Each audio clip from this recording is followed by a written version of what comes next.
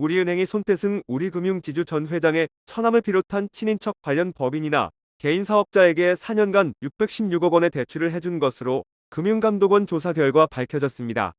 이 중 350억 원은 기준 절차를 따지지 않은 부적정 대출인 것으로 드러났습니다. 대출 부정에 관련된 우리은행 지점장은 손태승 전 회장 재직 당시 대출 문제를 깔끔하게 해결했다는 공로로 본부장까지 진급한 것으로 확인됐습니다. 금융감독원에 따르면 우리은행은 2020년 4월 3일에서 2024년 1월 16일까지 손태승 전 회장의 친인척이 실제 자금 사용자로 의심되는 차주를 대상으로 42건 616억 원의 대출을 실행했습니다. 우리은행은 손태승 전 회장의 친인척이 전 현대표 또는 대주주로 등재된 사실이 있는 법인과 개인 사업자 등 11개 차주를 대상으로 23건 454억 원 상당의 대출을 해줬으며 친인척이 대출금의 실제 자금 사용자로 의심되는 9개 차주에게도 19건 162억 원 상당의 대출도 내준 것으로 확인됐습니다. 이들 대출건 가운데 다수는 모 지역 본부장의 주도로 취급됐고 해당 본부장은 이미 면직됐다고 금융감독원은 밝혔습니다. 손태승 전 회장이 우리금융지주와 은행의 지배력을 행사하기 이전에는 해당 친인척 관련 대출은 5건 4억 5천만 원에 그쳤습니다. 우리은행 고위 관계자는 문제가 된 대출을 처리해준 지점장은 모 상고를 졸업한 평원행 출신 지점장이라며 손 회장의 처남이 은행 대출 관련된 일을 했는데 해당 지점장이 문제가 있는 부분을 깔끔하게 정리해 심사부로 올린 통로 역할을 했다고 전했습니다. 이어 그 공로로 본부장이 됐으나 2년 후 면직됐다며 보통 본부장은 2년에 1년을 더해 총 3년을 하고 계열사로 보내주는데 손태승 전 회장 친인척 대출 비리에 관련돼 면직된 것으로 알고 있다고 설명했습니다.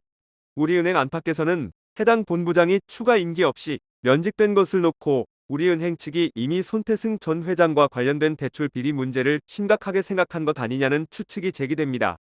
이에 대해 우리은행 홍보실 관계자는 손태승 전 회장 처남 관련된 일이나 해당 본부장에 관한 구체적인 사실은 전혀 모른다고 말했습니다. 이번 현장 검사는 관련 제보로 이루어졌습니다. 금융감독원은 28건 350억 원 대출의 경우 대출 심사와 사후관리 과정에서 통상의 기준 절차를 따르지 않고 부적정하게 이루어진 것으로 판단했습니다. 구체적으로 차주가 허위로 의심되는 서류를 제출했는데도 별도의 사실 확인 없이 대출을 실행했으며 담보 가치가 없는 담보물을 담보로 설정하거나 보증 여력이 없는 보증인 입보를 근거로 대출을 취급했습니다. 또 대출 취급 심사와 사후관리 과정에서 본점 승인을 거치지 않고 지점 전결로 임의 처리해 대출 심사 절차를 위반한 경우도 있었으며 용도 외 유용 점검 시 증빙 자료를 확인하지 않아 유용 사실을 적시에 발견하지 못한 경우도 있었습니다. 금감원은 지난달 19일 기준 손태승 회장 친인척 관련 차주 전체 대출건 중 19건 269억 원 상당에서 기한이익 상실 등 불이익이 발생했거나 연체 중인 것으로 확인했습니다.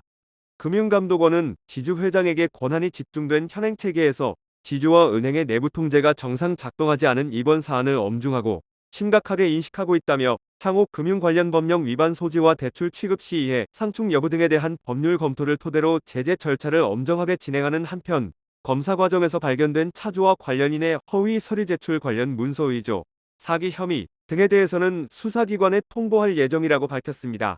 한편 임종용 우리지주 회장은 12일 서울 중구본사에서 긴급 임원 회의를 열고 전적으로 우리금융과 우리은행을 이끌고 있는 저를 포함한 경영진의 피할 수 없는 책임이라며 우리금융의 변함없는 신뢰를 가지고 계신 고객님께 절박한 심정으로 사과드린다고 입장을 밝혔습니다.